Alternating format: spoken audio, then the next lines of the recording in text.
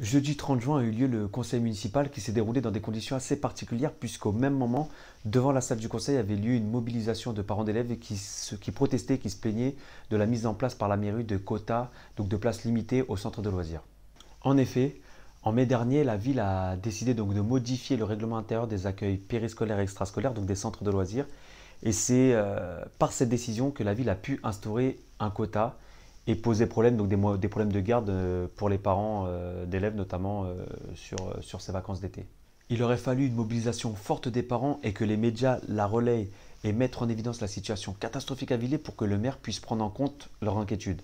Pourtant, peu de temps avant, que ce soit les parents en réunion ou notre groupe Ville Avenir en conseil municipal, nous les avons alertés sur les conséquences néfastes que pouvait provoquer cette décision. Ils avaient préféré ironiser et faire des blagues pas marrantes, une attitude déplorable et pas à la hauteur de leur statut. Et si nous félicitons les parents qui se sont débrouillés pour trouver un moyen de garde grâce à la solidarité et l'auto-organisation, nous déplorons que le maire, par sa politique périscolaire catastrophique, soit en incapacité de garantir un service utile à la population. Pour anticiper le problème à l'avenir, nous proposons de 1.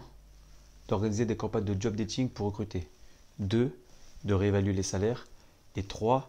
De réinterroger les systèmes managériels dans la ville ainsi que les conditions de travail des animateurs. Ce sont des leviers que la ville peut mobiliser pour pallier au manque d'encadrants et augmenter de fait la capacité d'accueil dans les structures. Sinon, concernant le sujet des subventions politiques de la ville, le maire nous a démontré encore une fois qu'il ne maîtrisait pas son sujet et qu'il confondait tout. Il méconnaît le sens de ces politiques publiques qui ciblent des territoires et des populations précises avec des objectifs et des débouchés. Et dans la mesure où il y a peu de ressources, ce peu de ressources ne peut être ventilé n'importe comment car c'est avant tout de l'argent public.